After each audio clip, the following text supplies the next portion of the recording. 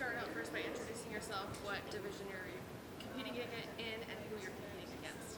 What's up, y'all? My name is Nick Rodriguez, a.k.a. Nicky Rod, a.k.a. the Black Belt Slayer or the Natty King, whatever you have it. I'll be competing on UFC Fight Pass December 10th against Yuri Samoa, the reigning ADCC Absolute Champion.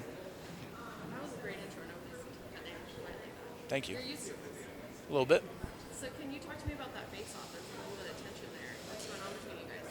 The face-off between Yuri Samoa and Nicky Rod, it was just a normal thing, you know. I like to see my opponents, their attributes or their lack of attributes, and I don't less of a size up, more of a reality check that I'm gonna win tomorrow.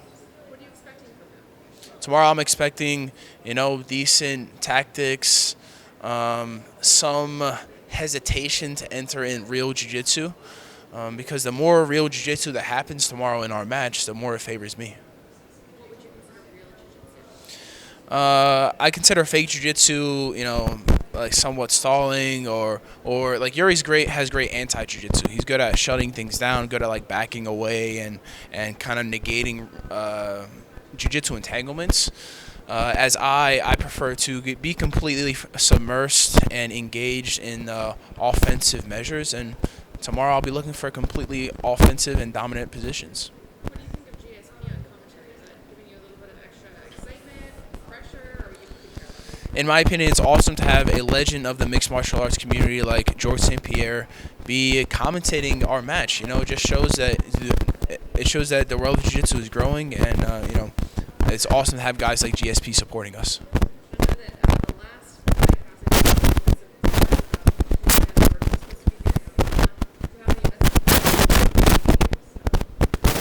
was Yeah, my last when I won the UFC Fight Pass Invitational tournament, I had a call out. It was just a simple call out because Gordon was accusing me of doing steroids. So I was like, all right, obviously it's time for me to step up. So I called him back out. I was like, listen, I'm not on steroids. We know you are. So let's have a match. USADA tested, and let's get after it. And he completely denied. He's a steroid abuser.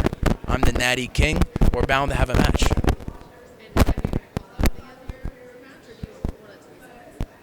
I'm just going to do what feels right, and what feels right is getting my hand raised in a dominant fashion. What's next for you? Do you have anything set? Are you going to enjoy the rest of the year? The plan for me is to continue to submerge myself in the world of jiu-jitsu, continue to get better, gain techniques, gain experience. Because again, I'm pretty fresh in this world. I've been training jiu-jitsu for about 5 years, as opposed to my adversaries. Yuri's been training jiu-jitsu pretty much before I was born. So, I have a lot of ground to cover. Even though I'm already at the top, I still will continue to get better. How'd you get started in jiu-jitsu? Previously known as a wrestler, I was working as a bouncer at a club when I was like 19 years old, and or maybe like 20 years old, and some of the bouncers were trained jiu-jitsu, and they kind of convinced me to go out and go to one of their gyms, and from day one I fell in love with it and just kind of stuck with it. The two of you were both wearing camo today. Is that a prediction of a war to come? Who my opponent was wearing camo? I wasn't looking at his clothes. I was more staring at his soul, and it's a little bit dirty.